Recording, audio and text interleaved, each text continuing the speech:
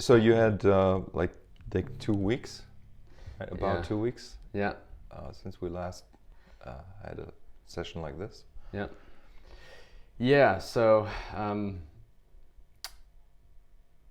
well, yeah, and I have a lot of assignments. Yeah. um, yeah, I think like I'm entering into a period where I really just need to go back to the basics and solidify all of that stuff. Mm-hmm. Yeah. So, yeah, so I practiced, what I could in that time. I actually did a lot of improvising. Wonderful. In fact, so much so that for the first time I had like not quite calluses, but it hurt. I mean, not in a bad way, Yeah. but Yeah. I had to stop for a couple days to let it recover. Interesting. So there you go. That's kind of like the first time your body seems to be reacting, or your skin seems to be reacting to it.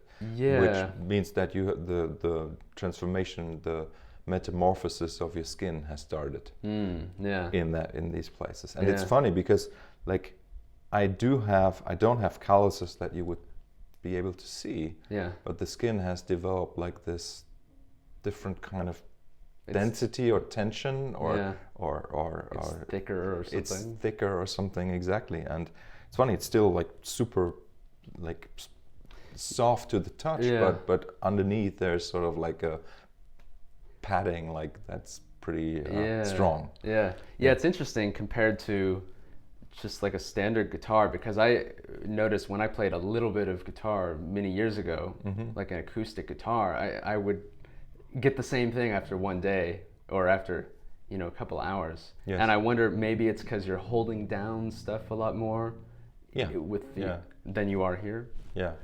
Yeah, And- I mean, and that's probably what I was there doing. really shouldn't be much of a difference, but there is, Yeah, because yeah. again, like the mind, the frame of mind is so important as to how the physical interaction with the object, with the guitar, kind of like goes. Yeah. Right. So Yeah. so here with the touch, you would think that you don't really develop calluses Yeah. much, but you do. But they are a different kind. Yeah. Yeah. Not really, not on the surface, but sort of like inside. Yeah, it's cool. It's great to see that. And the improv, you said like you practiced, but you improvised, and the improvisation is practice as well. That's how I would see it. Yeah. And right. actually, it's the kind of practice where everything comes together in a way. And it's I think I must have said that before, but if you feel like you want to improvise and you're inspired to improvise, then that's something you should do rather than force yourself to practice an exercise. Yeah. Right.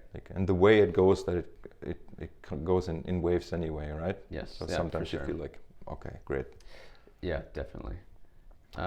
Anything you want to report, or like any observations you made about improvisation or playing in general that About improvisation, well, I was playing a lot with chords, so I'm just getting a lot more familiar with the different sounds and shapes, and another thing I was doing is listening to music. Like if I was watching a movie, then I kept having to stop the movie and think, oh, what is that chord? Or like, what is the chord progression? And let me like play along to the soundtrack. So I've been not only improvising, but like trying to imitate great. other things. Yeah, So. yeah. And that already kind of like worked, right? So in the sense that you have a way to find the chords. And the process of finding is getting faster. It's accelerating. Wow.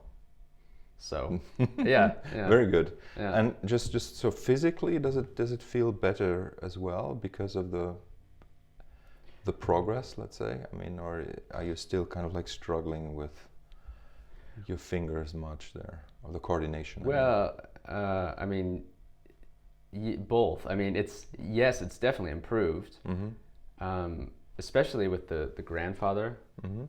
Like that was the strangest thing, because it was so hard at the beginning, but then like I reached a certain point and then it was just easy. Like the progress was really fast, you know. Mm-hmm.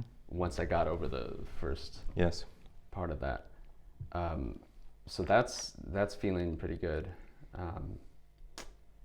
But I still notice like there's little problems and like release, like all this extra noise that still needs to be worked out. Like I recorded some stuff that I was playing with a clean tone, and I felt pretty good when I played it. It's like, oh yeah, this sounds good. And then I listened back with headphones, and there's like all this release noise. I'm like, oh man, there's like a lot of work to do still. Yeah. So I think that's one of the dangers maybe of playing with a clean tone or no compression. Like you don't notice a lot of that stuff. Mm-hmm. But you're not alone. There are a lot of people who never in their whole life or career with an instrument notice these things. Yeah. So you're in a good place. I guess, yeah, noticing it is the first step towards improving it. Yeah, incredible. Okay, so and which exercise did you practice? You practice more of the grandfather? Yeah. Some more pentachord work, or? Not well, just improvising. Okay. Yeah. Mm-hmm. Okay. Good. I did try just once to play. I think some different positions, like a G 2-octave scale or a F or whatever. Yeah. Okay. I need to spend more time with that. Yes. But it's yeah, because that's and we talked about that last time we met. About like the kind of absolute pitch versus relative versus do you have to label stuff? And,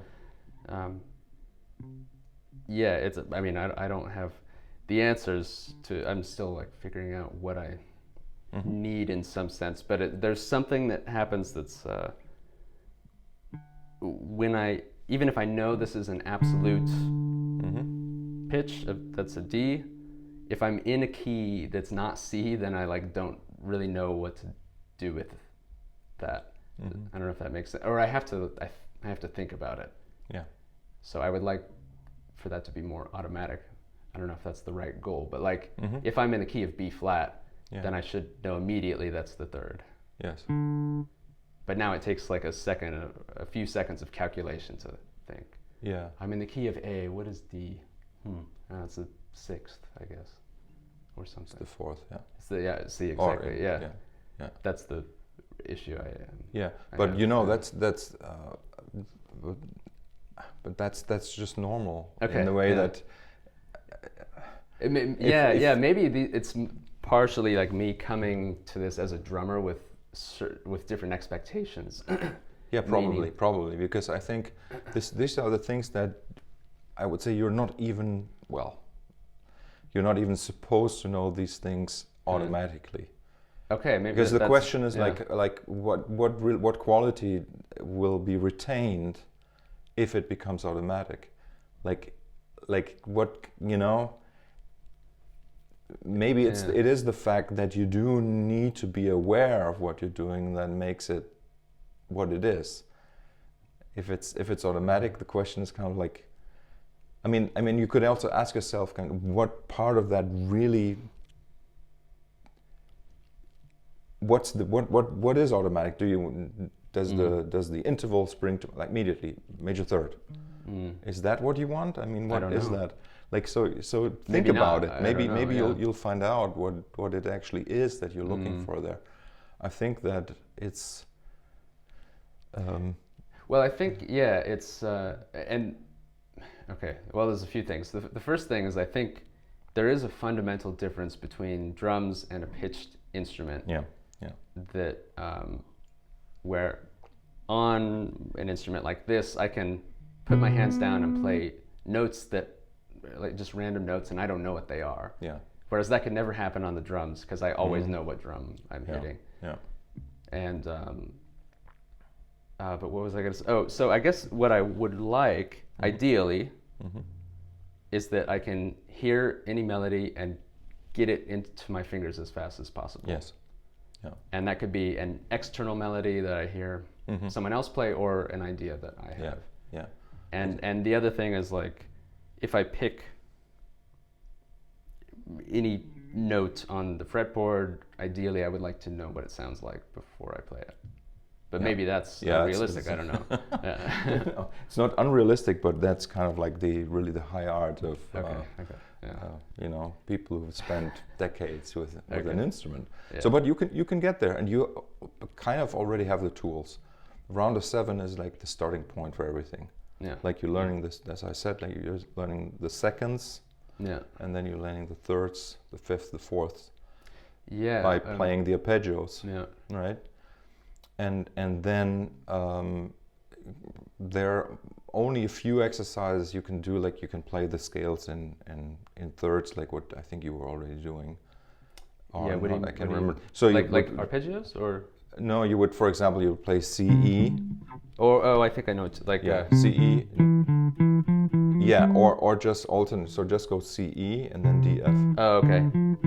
Right. Yeah, and so on, like these right. basic, and that way you. But the thing is, like, because we have so many possibilities to combine pitches, even with just 7 notes in a diatonic scale, right, that it's kind of like hard to it's hard to learn them by heart, all of these melodies, right? So there's always a little bit of, you know, like you need to spend more time with the mechanics of combining the mechanics with what you're hearing, so that your body can anticipate. You can hear a sound, and then your hand goes to the right place. And it's something that, as you say, like maybe what we're talking about when you say automatic is that you want these processes to work subconsciously, and you don't have to label them. And you see, and this is why labeling in itself is the problem, maybe the problem. So maybe if we wouldn't try to label things, our body would be much quicker in finding. Yeah, and I think there's maybe a difference between labeling and understanding. Like I think it's possible to understand this chord progression without labeling it. Yes. Right? Yes. So I agree that labeling is not as important as the understanding. Yes. Right. Yeah. But yeah, I don't know. The question is, do you have to understand everything? Maybe not. No, and then there's also like the definition of what part of it do you need to understand. Well, yeah, and right. Again, the goal is again just being able to hear something and play it. Yes.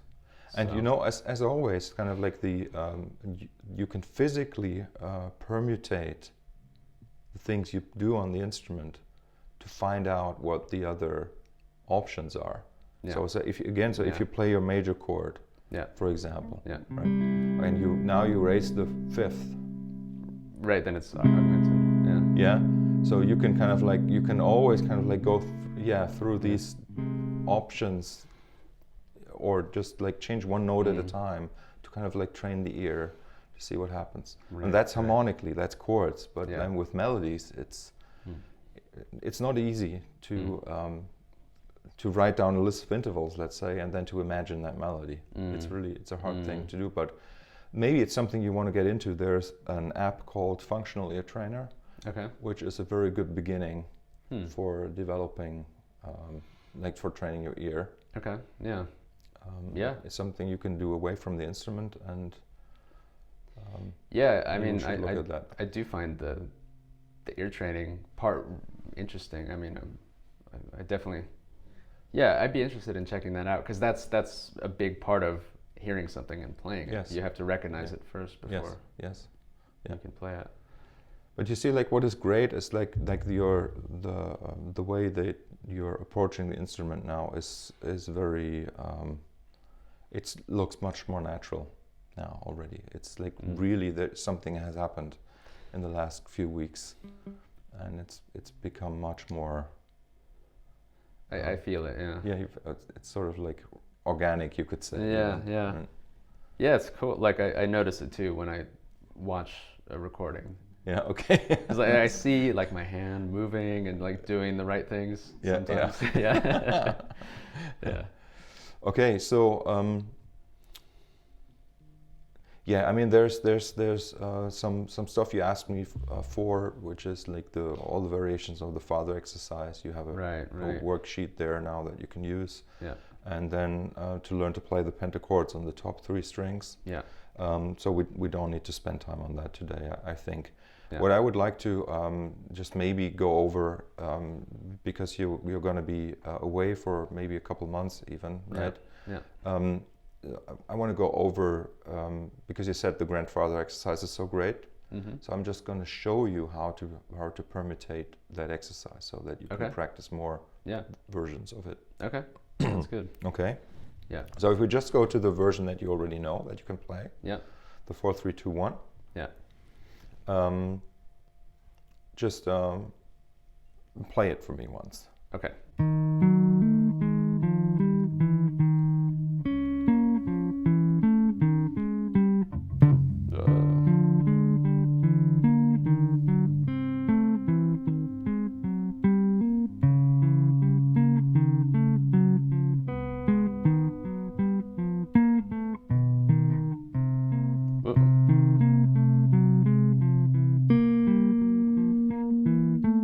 Okay, great. Okay, so now the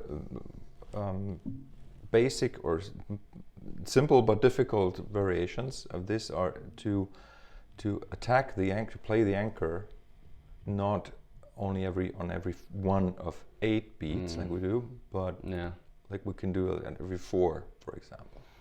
Okay. Okay, so let's just try just with the first pattern, starting with the pinky. Okay. Right. So you will. So what you do is now. Da da da da da da da. Again with the same finger. Yes. Okay.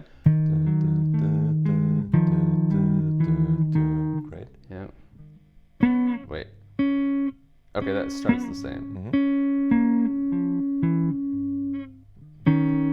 Oh yeah, it's right. 3 and 4 together. Right there. Yeah.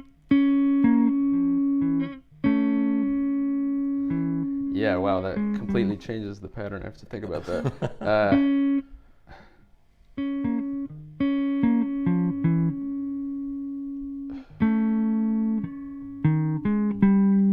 Yeah, and then.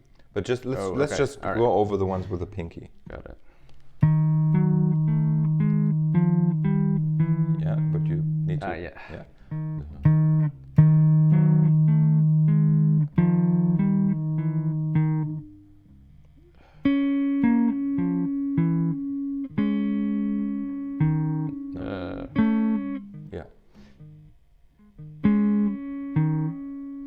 Okay, so let's try do something. Okay.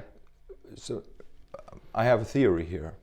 The fact that I think you hear the melody already. Yeah. And you hear the first part of the melody very well. It's in your ear. Yeah. Da, ba, ba, ba, ba, ba, ba, ba. Right. Right? Yeah. So now if you imagine it, ba, ba, ba, ba, ba, ba, ba, ba. Yeah. So you're hearing where the note repeats the bottom note, right? Yeah. Yeah. You don't hear it as well for the other part of the pattern. And that's why it's harder. Right? Yeah? See what I mean? Yeah, I do, and it's because of the extra note. I think I do. But there's no extra note in this sense. Yeah. Okay. Okay. Right. So you shouldn't think of it as an Okay. extra note, but just as like a pulse with a kick. Right. Where you went from half notes to quarter notes. Yeah. Yeah. Yeah. Right. Okay. Let's try again.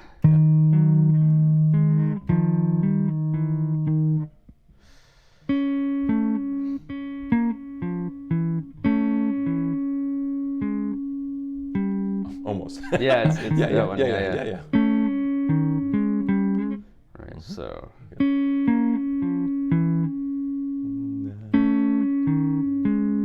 Yeah. Okay. Got it.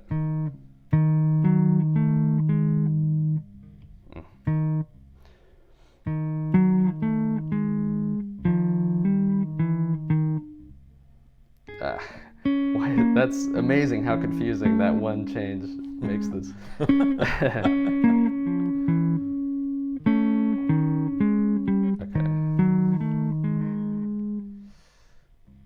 every time.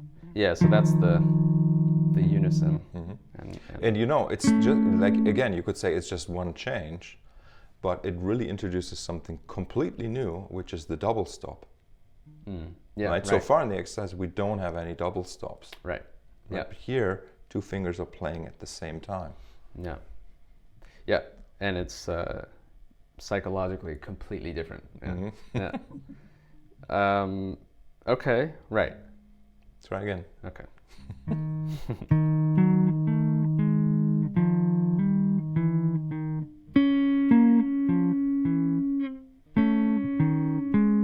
Okay, very good. And obviously for the whole thing, right? Yes, yeah. So, yeah. which is, okay, so then the next step is to go even smaller. So then you go 2 notes. Okay. So you try that. So, Yeah. so think of it as an independent rhythm. Don't think of it as combinations of fingers. If you do that, it's going to get really complicated. Just see what happens. Maybe, yeah. My drummer mind wants to combine it all. But let's see.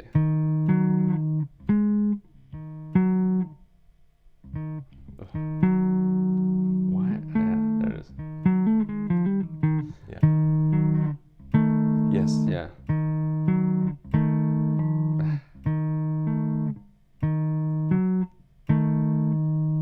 And that's the second finger after. That's right.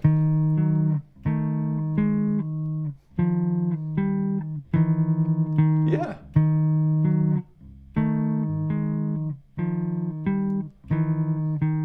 Okay, and then.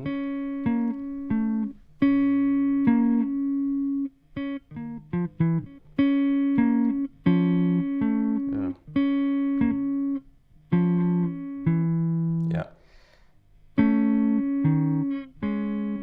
Great. Yeah. You know what I think? I really think that there is a certain way of listening, even though, I mean, I'm just going to say it anyway. Okay. Even though you are very, very advanced with playing the drums, there's a specific way of hearing that you really don't do yet, which is sort of like to listen to parts as individual lines. Yeah. And this is amazing. I mean, it gives me goosebumps because I think you have something really amazing to discover, which would be interesting to see if it does translate back to the drums at some point, where the ear hears melodies, hears, a sequence of tone colors. Yeah. Right. Right. And because like that's all that you would have to do here. You just imagine the melody stays the same, and you put the pulse underneath. Yeah. Yeah. Right. Yeah. Yeah. I mean, it could be there is definitely. I can tell you there is a part that being aware of the unison hits is important, and to me that seems like at least rhythmically I'm combining them. Melodically and harmonically, I don't know. There's probably something else going on there. But yeah, that it helps me to notice the unison hits. I can't totally think rhythmically separately. Like that, but you will be able to. You'll see. It is possible to just have the melody as a line in your head. So you hear the melody, and you hear the pulse. And what you do is you basically just trigger the kick drum, which is the anchor here, in those places. But you don't need to know which finger you're using to play it. So you don't need to think in terms of, okay, it's fourth and third finger together. No, you don't need to do that. It's that part of the melody with the kick drum. Yeah. Right. So that's sort of like the thinking. Right. And I think that comes with once I've worked out all the permutations. Exactly. Yeah. Exactly. And I also, this is always how the first step with a coordination thing. Yes. Yeah. So I guarantee after even 5 or 10 minutes of looping this, it would be like 100 times easier. But. And so now the next step would be to play the anchor with every note of the melody. Every note of the melody. So can you all explain unison, what you mean? all unisons. Okay. Yeah. Okay. Yeah. Okay.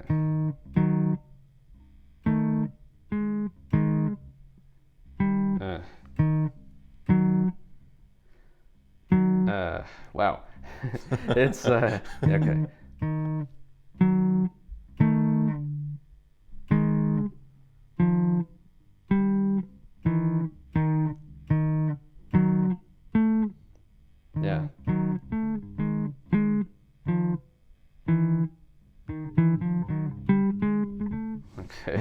Yeah.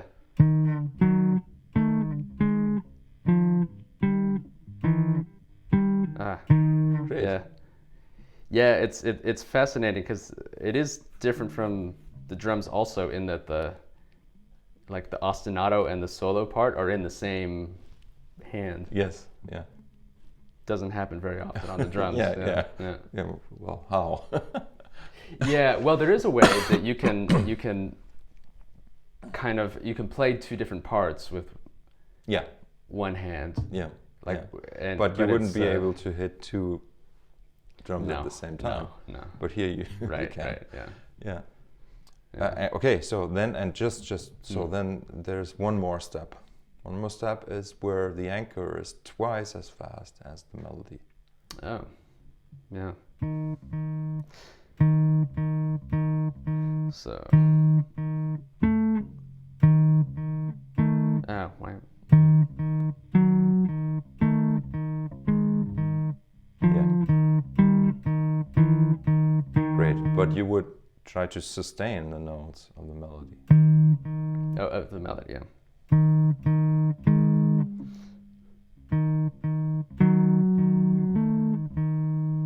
Yeah. Wow. Yeah. Yeah. Okay, that's a totally different thing.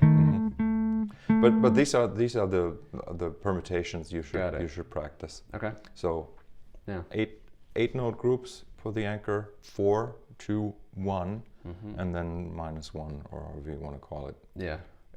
Yeah. Right. A half. Or, Half. Yeah. Exactly. Yeah. Yeah. Exactly half. Also, would you ever like invert? Yes. And yeah, it's yeah. it's what we used to call the hot version of it, because it literally heats up your fingers, because it's harder. It's right? harder. Yeah. Because you're reaching over with the pinky. The pinky's already shorter. Yeah. Yeah. And you're reaching over Okay. to the other side. Yeah. Yeah. Okay. Yeah. Yeah. You want to try that once? Well, yeah. Why not?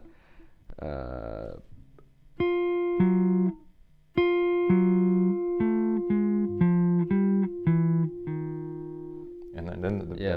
yeah.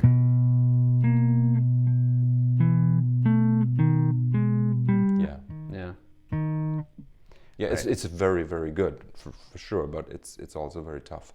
Yeah. Like, Oh yeah, for sure. I can but see yeah, it. yeah. So there you go. So that's basically the construction kit there on that level. Yeah. So for each grandfather exercise that you've learned, you can do the hot version, the normal version, and you can do the different rhythms for the anchor. Yeah. Obviously, you could even put rhythmic patterns to the anchor, Yeah. right? Right. But Yeah. let's do that later. One step. But at a time. once you Yeah. have all of these down, it should be easy to Yeah. even freely improvise with the anchor rhythm. Right. Yeah. Yeah. Okay. Cool. Okay. Okay. So now just to complete the whole picture here. Okay. So how do we get all 24 grandfather exercises? You tell me. Yeah. Okay. So you see, we have in one grandfather exercise, we have the 4 rotations of a pattern. Yes. You Right. know- So you know what I mean when I say exactly, right? Yeah. So that means we have covered 4 patterns of the 24 Okay. finger patterns of the father patterns, basically. Right. Right? Okay. So that means that we have a total of 6 patterns. Yeah. So yeah. we have 6 patterns within the hand that we need to learn and put together in groups of 4 to cover all 24. Got it. Yeah. So Right? there's Makes sense, right? Yeah, it does. There's 6 main patterns and 4 permutations of each. Exactly. So another one would be ascending. Exactly. For example. Yeah. And what else? Da da ba ba. Yeah. And da da da da. Yeah. Okay. And so on. Right. Right? So there's 6. So that's there's 6. we've done 4, and then there's, I guess, and Yeah, I mean, the thing is with these, because you need to think of, like, do I actually look at the, because there's 4 rotations of each one, as we just said. Yeah. You need to say, okay, which one do I use as the starting point, Yeah. right? So and this is up to you to decide. Yeah. Because you could say, okay, I'm gonna just start with all the ones that start with 1. 1, 2, 3, 4, 1, 2, 4, 3, 1, 3, 2, 4, 1, 4, 2, and 1, 4, 2, 3, and 1, 4, 3, 2. Right. 1, 4, 3, 2 is 4, 3, 2, 1. Yeah. You see? Right. Yeah. Yeah. So I think it makes sense to kind of like group them for you in a way that it's so. For example, to start learning the 4, 3, 2, 1 as 1, 4, 3, 2 doesn't make sense. Yeah. Right. So for each pattern, you need to decide which one is your first. Got it. Of the group, right? Yeah. So it's kind of up to you to decide. But in the end, like the loop will be the same no matter where you start. Right. Okay. So so that means like we have 6 groups now. Mm-hmm. So why are there 24 grandfathers and not just 6? Because we already have 4 patterns within one, right? So now the paradiddle comes into play because we also have 4 positions within the paradiddle. We can start the paradiddle on the second note, on the second part of the pattern. So now we have right, left, right, right. Yeah. Yes. Right.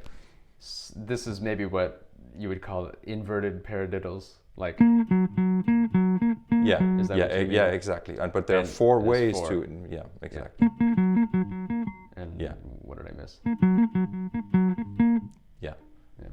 Right. Right. So you would then apply these 4 paradiddle patterns to the 6 finger patterns. Yeah. Yeah. And that's well. But you know what I mean, right? Like we already have 24 patterns. Right. Right. Present then in 6 groups. Yeah. And then we have 4 paradiddle patterns that we can put on top of that. So it's it's 4 times 24. Yeah. At the end. Yeah. So but it makes for 24 grandfather exercises. Got it. Yeah. It's a lot. Yeah. So one that Alex kind of like favors and likes a lot is the one where you have we have right, left, right. Yep. If you just want to try that once. Okay.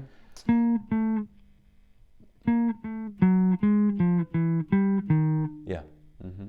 Here's a new melody again. Right. Same materials. Yeah. New melody.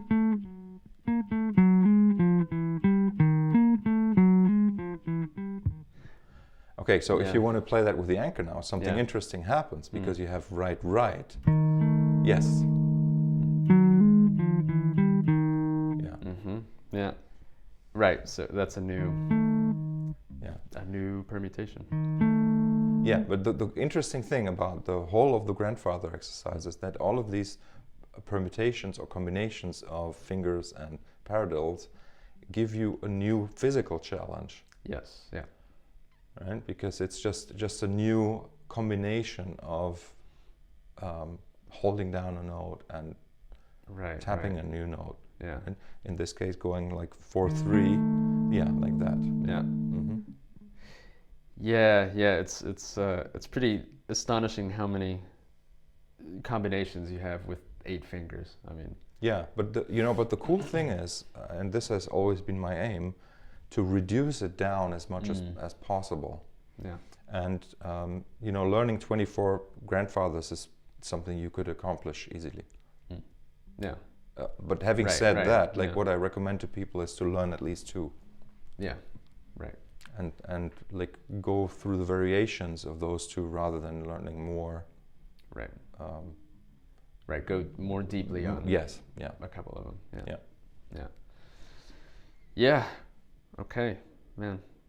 Okay, can you give me a drone here? Yes, I can. Any note, random note. Yeah. I don't want you to know which note it is. Yeah, I know you don't. Bring the volume pedal down. Now I have to get the right patch here.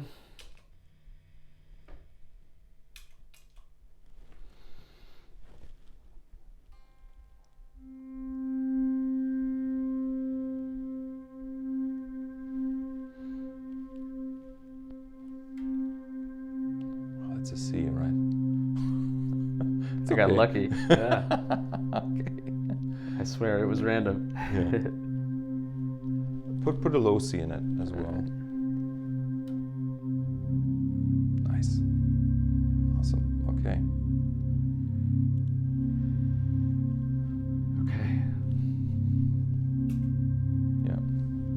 Okay, so now I want you to just follow my instructions for a while. So I'm gonna just guide you through improvisation of some sort, okay?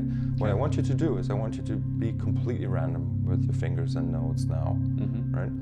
But there's one rule. The rule is like you always alternate between the hands. So one note per hand and then you move to the next, okay? Okay.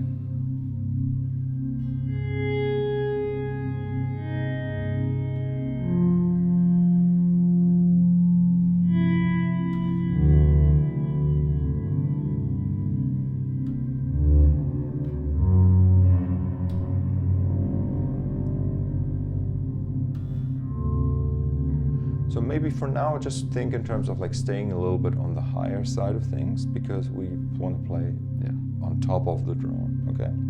Okay, and this sounded great with a fade in, but just try to play with the pedal open a little bit. Yes, nice.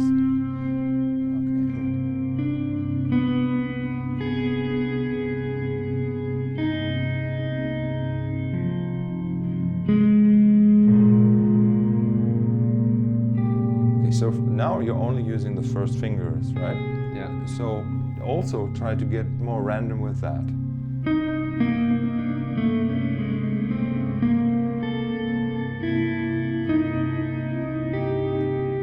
Should I try to be somewhat musical with that? It is very musical. Just have trust in your musicality, right? Yeah. Usually, if you want to play more musical, play slower. Yeah, it's right? a good, Just thumb. kind of like slow down a little bit, and it will be. Yeah. But that sounded great already.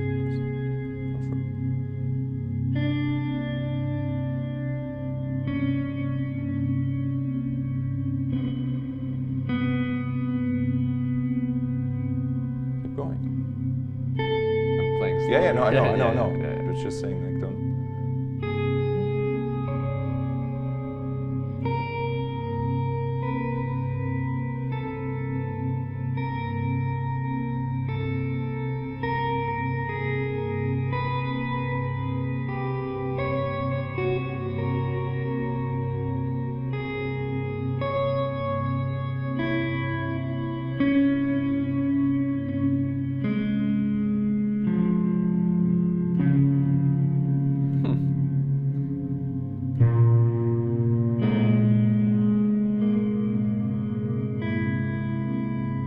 Okay, let's modify the rule a little bit. So I want you to play 2 notes per hand now.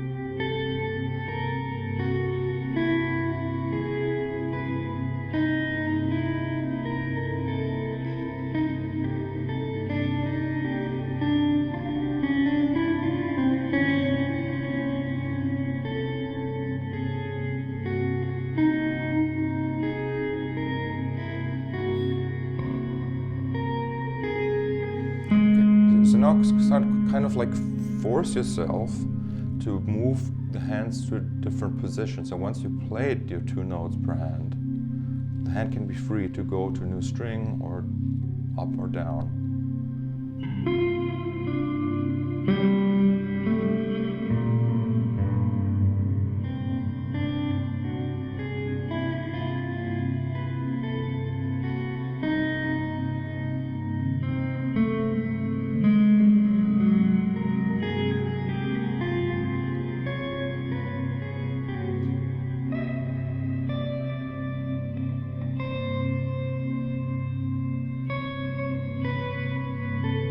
So I'm intentionally like avoiding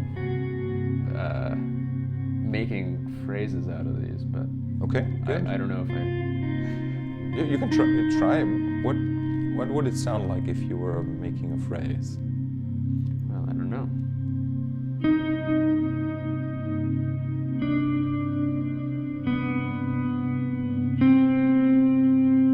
Well, then I feel like it's not random. It's like I heard a thing and tried to play it. Yeah, don't worry about it. Yeah. Like this.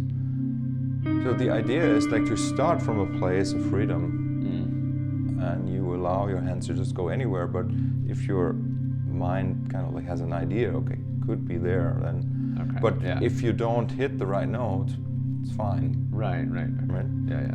Got it.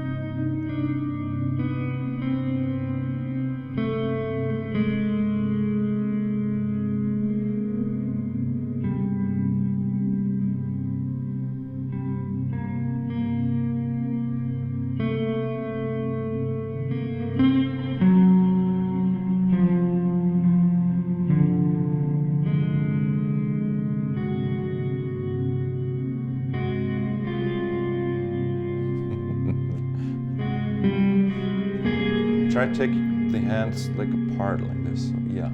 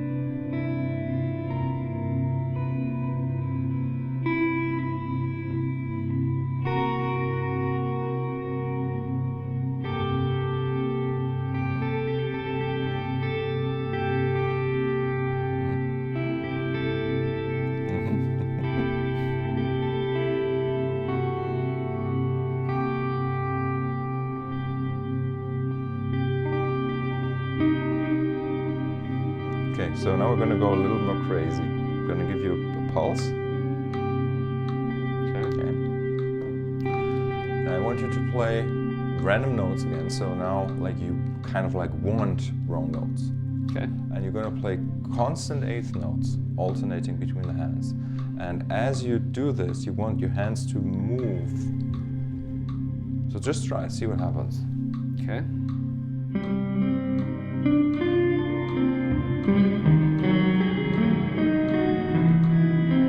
So now the reverb may be a little bit too much to kind of get it, but keep playing, it's good.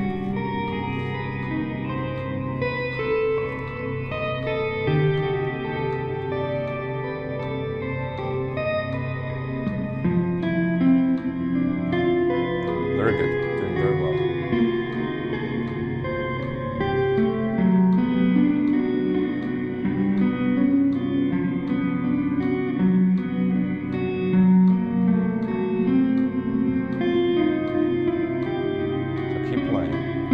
Seriously, you could set out to do 60 minutes non-stop of this as an exercise, kind of like an initiation even, sort of like a crazy practice, but you'll see that your tone will get better.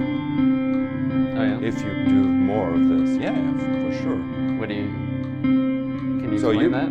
So your fingers will be hitting, in the right place behind the frets, which they don't do just yet, but they will learn to do that. Like this kind of thing will happen less. And keep the hands moving. Yes, sort of random.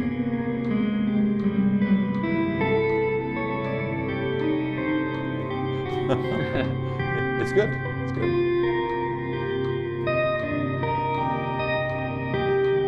See now, like the left hand notes are sometimes they don't come out because the right hand is you need to, and this is why I say okay left right, because you want to pass the energy in the note from one hand to the other.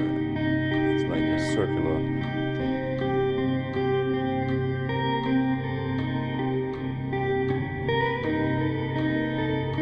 So I'm being serious when I say like 60 minutes of this, for example, right? Okay, but then you could have like try a paradiddle.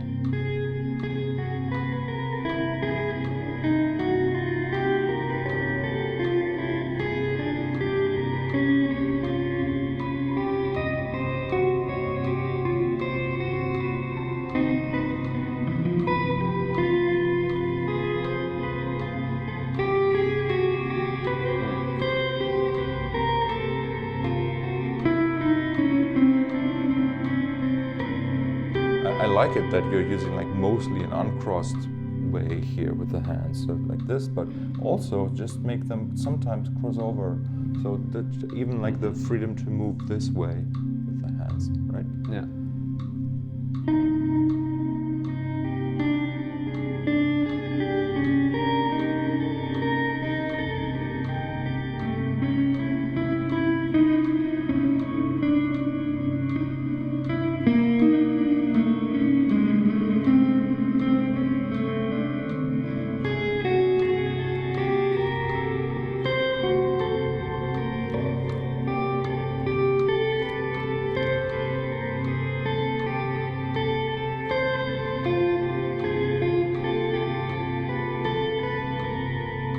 Very good. Okay, so I think this is going to be important to do this kind of free, purely physical, and then at some point gestural playing, like where you can, for example, play something like this. Yeah, great. Can you come up with a gesture or an idea in your head? Just do something like. Say anything or make a note. Okay, go for it. Okay, good. Yeah.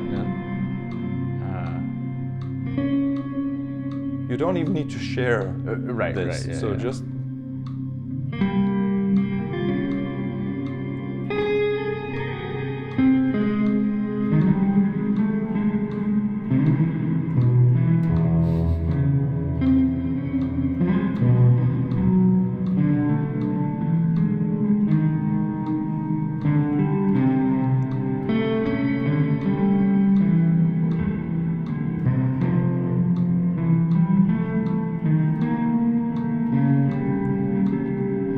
Very good. So now try to stay in the C major scale, but still kind of think phrases or gestures or little stuff.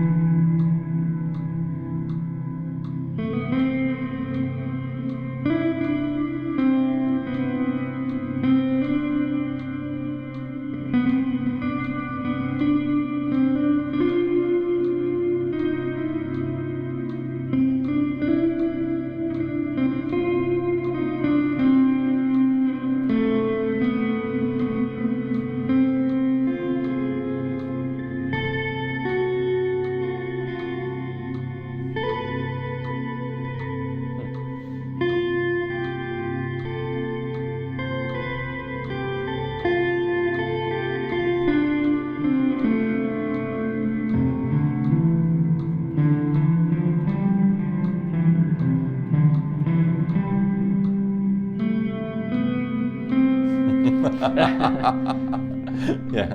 Something like that. Okay, and there, once you notice that you do something like that, you can just, rather than maybe playing A, B, C, I can play A, C, B. You can kind of like even observe the patterns that your body produces by itself, and then you could say, okay, let me try to permutate that. Yeah, right. Yeah. Okay, so now there's this, so there's one more thing to do with this. Okay. So we go back to the first thing we did, where you alternate between the hands and you play random notes and you slow down, right? You could try to identify the interval in relation to the drone, relative to the drone, yes. Yeah. So the fifth.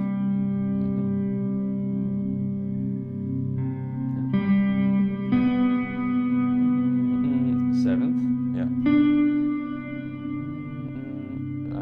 Second. Yeah. Okay, alternate between the hands. Okay, this is kind of like important one. Fifth. Is the seventh. Oh. It's just like the seventh, yeah. It's a little bit like the seventh. Is it the sharp, the F sharp? Yes. Yeah. So you see now something super interesting happened. Something I was trying to tell you about. This was the F sharp, right? Yeah. Yeah. So you used the absolute. You called it an F sharp in C major. Yes. In C. Yeah. and you did not say tritone, or you did not say sharp 4 or flat 5 or whatever. Yeah. So there's always these two qualities, and it's not that one is better than the other, right? Okay. Yeah. See what I mean? So like even if you were playing in a different key now, it would still be an F sharp. Right. You could still call it an F sharp. Right. I don't know if I would recognize it as an F sharp in another key, but this is to be found out, and that's why you can have just like every day you have a new drone, different note of the 12th. Yeah. Right. Note. Okay, so just continue. Is a 7th, 4th. Well, that I saw where my finger was. Yeah. 3rd. That's an E.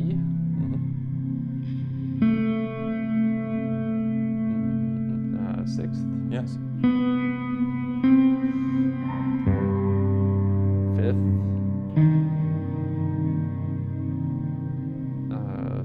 Minor 3rd. Yeah. Flat 6. No. Flat 2. Yeah.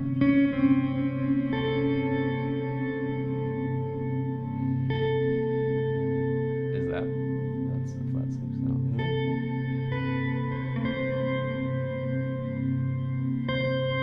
Wait. That's the normal, natural 6. Yes. Interesting. It's like the context of whatever happened before really changed my perception of it. Yeah. Try with the right hand.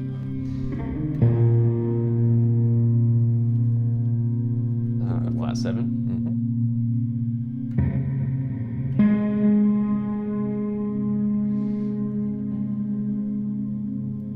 Fourth? No. Flat 3. No. That's the flat 6. No. Yes. Yeah. So flat 6, 5th.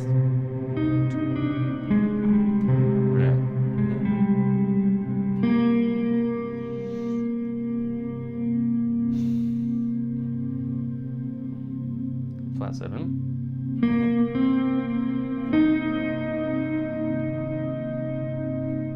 Fifth. No. Oh, that's the 3rd. The flat 3.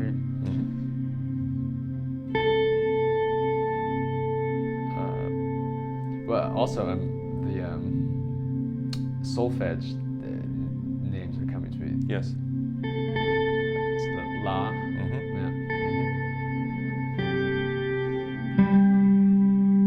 Fifth. Yeah. C. So there you go. Yeah. Awesome. Let's leave it at that for today. So there's a lot you can do, but you trust me. Try to kind of like use more of the randomness, because now you're already choosing. Yeah. Right, like, which is good. Like, it was funny because once you started using a minor 3rd interval, you stayed there in the minor key somehow. So you can. It's a good thing because you can see your body already responds to the context. Let's say. Yeah. So, but you want, when you do this kind of exercise, you want to make sure that you can still stay free. Right. So that's why allow yourself to just alternate between the hands, because it will be harder for you to physically hit the right note. Yeah, right. We're kind of like forcing ourselves to make more mistakes so that we get to hear more pitches. Okay. And more relationships. Yeah. So is that the kind of the goal, is to just hear as many things as possible? Yeah, in this context, I would say yes. Right. Just imagine like you always play the same 4 or 5 notes, and you don't ever hear the sound of the other intervals. Right. Yeah. So that's why you want to. Also, you want to. This is kind of like what I keep saying. You want to learn about what does my body actually do. So if I let my right hand just play any note, which note is it? Like you need to find out that if it's not capable, let's say, to go to the note that you imagine, but where does it go? And then you realize, okay, but I would have liked to go like to, not to the flat 9, but to the octave. Yeah. Right. So only by allowing yourself to kind of like get that experience of what does my hand do if I let it just do its thing, you can start to gain some control over it. Gotcha. Yeah. Yeah. It's confusing because it's, well, so you want to gain control, but at the same time you don't want. You can control. you allow freedom in order to explore the space. Okay. Yeah. Right. Yeah. So you will be able to look into every single corner, and you find a little bit of dust here and there, and like. Yeah. Yeah. And that's yeah. how you learn the space. That's how you learn. Yeah. And because since we have these 12 notes, and we have the intervals, like 12 intervals, right? You want to learn them side by side, not really kind of like judging them for how they work in context, but judging them for just who they are or what they are. So would you say it's like it's just the act of searching, and then once you find something, maybe developing that further and then do more searching, or is it just for the exercise of? If it's it's more about finding. It's not about searching. If that is like maybe a better metaphor, right? If you search, if you practice searching, in the sense of okay, I see what you're saying. You will find quicker. Yeah. Right. If the process, and it's a little bit like what we were saying before, where we were saying you want to automate the aspect of knowing if the D is a major third or a fourth or a fifth, or it's a little bit like that, because you need to explore all the relationships in order to get that knowledge. Yeah, right. If there's only like one bit of the puzzle, like one sound of that note in the context of another, if only one of those is missing, you're missing it's as if the image is like skewed to one side, and you don't, so you need to learn all the intervals. Yeah, got it. Yeah. And you need to learn the whole space of your well, I don't see it like that, but you could say like of like where you fail. You want to understand where and how you fail, so that you can kind of then see, okay. Yeah. Got it. Yeah. Right. Yeah, I think that makes sense. So it's more of like it's an exercise of illuminating other things that you will then go and work on. Yeah. Rather than that's the musical goal, is just to play. No, well, the musical goal is for you to allow the inspiration, let's say, to kind of come through you somehow, right? And you can see there that the idea or the aspect or saying, I know what I want to play, can be quite detrimental to the to what may happen if you allow chance or randomness. Like it doesn't exist anyway. It does not exist. Like you cannot never be random, because you're Shawn, and you have a body, and your body responds and does. It's not random. Right. Yeah. It's impossible for it to be random. So you might as well kind of like learn which patterns you have and which patterns you use, and then you can, like if once you understand, I always do this, then you can say, okay, no, I'm gonna go to the right side of the path here. Yeah. Got it. Yeah. But cool. This kind of work is great, and it's also fun. You can also record yourself, and you will see that things will sound like much better and much nicer than you remember them.